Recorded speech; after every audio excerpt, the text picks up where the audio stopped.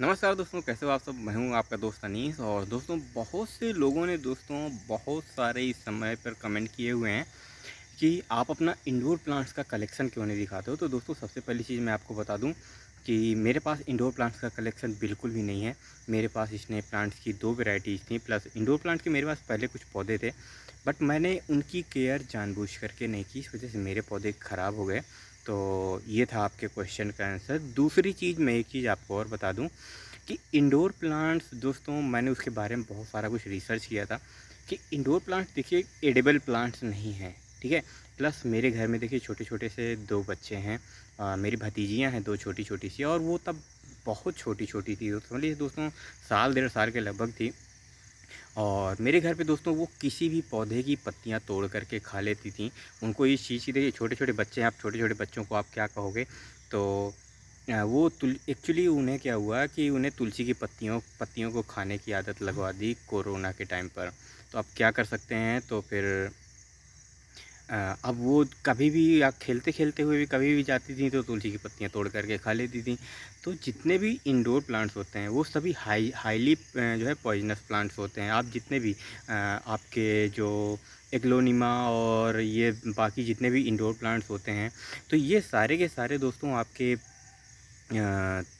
बहुत ही highly poisonous होते हैं। तो मैंने इनके बारे में काफ़ी कुछ रीड किया।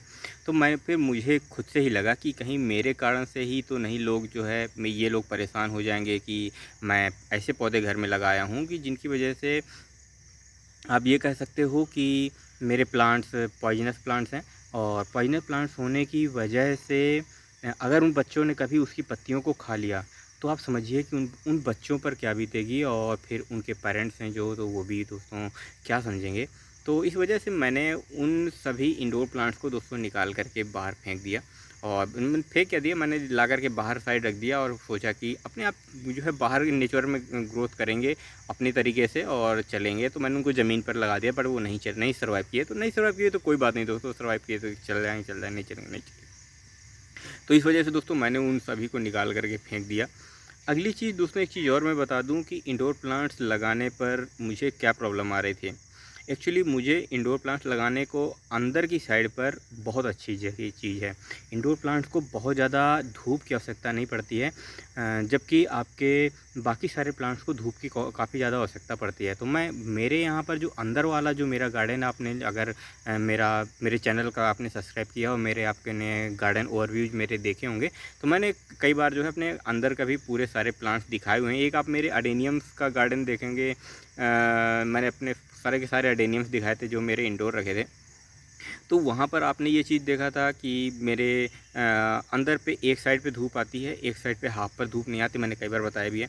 तो वहाँ पर मैं चाहता तो वहाँ पर उसको रख भी सकता था, लेकिन मेरे ना रखने का दोस्तों सबसे बड़ा रीज़न एक यही हो गया कि पॉइजनस प्लांट्स होते हैं और उनको रखना अंदर अच्छा नहीं है। तो 4-5 दोस्तों मेरे पास एलोवेरा के गमले थे और हाइबिस्कस थे। तो मैंने एक चीज़, सबसे चीज़ मैंने ये अपने खुद से क्वेश्चन किया कि मैं गार्डनिंग कर क्यों रहा हूँ, ठीक है। दूसरी चीज़, मुझे गार्डनिंग की नीड क्यों है। प्लस तो मुझे दोस्तों मैंने खुद से अपने आप को इस बात के लिए आंसर किया कि गार्डनिंग मैं 2 पर्पज़ के लिए कर रहा हूँ। पहला, एक फ्लावरिंग, दूसरा वेजिटेबल्स, ठीक है। तो अब इंडोर प्लांट्स की अगर मैं अगर टॉपिक पर बात करता हूँ तो इंडोर प्लांट्स पर ना तो कोई फ्लावरिंग है, ना तो वो कोई वेजिटेबल्स है। तो मैंने अपने पूरे के पूरे जो है प्लांट्स को इस वजह से पूरा हटाने के लिए बिल्कुल उचित समझा कि मेरा डिसीजन बिल्कुल सही है कि मेरे पर्सपेक्टिव में ये फिट ही नहीं बैठ रहे हैं। अब कुछ लोगों ने कहा कि आप इंडोर प्लांट्स के बारे में हमको बताइए, ठीक है। तो देखिए, इंडोर प्लांट्स का प्रोपगेशन बिल्कुल सेम वैसे ही होता है जैसे बाकी सारे पौधे होते हैं, ठीक है। और इसके ऊपर मैंने वीडियोज़ भी बनाया हुआ है कि इंडोर प्लांट्स की प्रोपगेशन कैसे करना है। मैं आपको लिंक डिस्क्रिप्शन बॉक्स में दे दूँगा। आप जो है जा कर के वहाँ से चेकआउट कर सकते हो, पूरी जानकारी ले सकते हो। या बहुत सारे ऐसे चैनल हैं जिन्होंने केवल इंडोर प्लांट्स ग्रो कर रखे हैं, या जिनको इंडोर प्लांट्स ग्रो करना अच्छा लगता है। मुझे इंडोर प्लांट्स ग्रो करना दोस्तों बिल्कुल भी अच्छा नहीं लगता। मेरा मैंने पहले भी बोला है कि मेरा जो पूरा फोकस है वो वेजिटेबल्स के अलावा या तो हाइबिस्कस या तो एडेनियम्स। अब आप बोलेंगे एडेनियम्स तो पॉइजनस प्लांट्स है, तो देखिए एडेनियम पॉइजनस प्लांट्स है तो वो चीज़ मैंने बच्चों को बता रखी है कि बेटा इसमें देखो ये फ्लावर्स आता है, तो जो उसमें से फ्लावर निकलता है वो शुरुआत के 2 दिन तो मैं रखता हूँ, ठीक है? और इस टाइम पर दोस्तों मैं पॉलिनेशन बिल्कुल भी नहीं करता, तो बच्चे क्या करते हैं, बच्चों के खेलने के लिए फूल हो जाते हैं।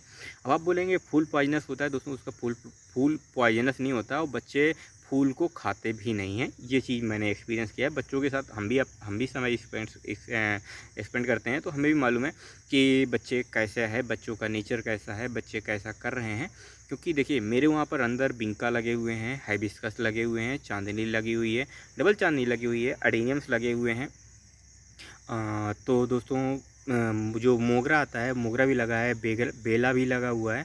तो बच्चे दोस्तों फूल तोड़ कर के खेलते रहते हैं। खेलने के बाद उनको उठा कर के एक साइड पर जो है, जहाँ पर मेरा एक कॉर्नर है रोज़ वाला, तो उस रोज़ वाले कॉर्नर पर मिट्टी पर जा कर के वो चुपचाप से एक कोने पर उनको खेल कर के रख देते हैं। तो ये चीज़ मुझे उनकी सही लगी, तो इस वजह से मैं एडेनियम्स के फूल रहने देता हूँ। वैसे भी वो एडेनियम्स के फूल को जो ज़्यादा तोड़ना पसंद नहीं करते हैं, क्योंकि उनको छोटे-छोटे से जो पौधे होते हैं, उनसे दोस्तों सजाना उनको अच्छा लगता है। समटाइम्स वो एडेनियम्स के गिरे हुए जो फूल होते हैं, जो 2-3 दिन के बाद दोस्तों गिर जाते हैं, वो भी काफ़ी फ्रेश होते हैं फूल। तो उनके खेलने के लिए तो दोस्तों वही चीज़ सबसे बेस्ट है, उनको कैसे भी फ्लावर मिल जाए तो वो उसको ले लेते हैं। क्योंकि उनको भी दोस्तों ये चीज़ समझ में आ गया है कि इस पौधे पर फ्लावरिंग के बाद अब इसमें हमें सीड पॉड मिलते हैं, जिससे हम बहुत सारे पौधे लगा सकते हैं।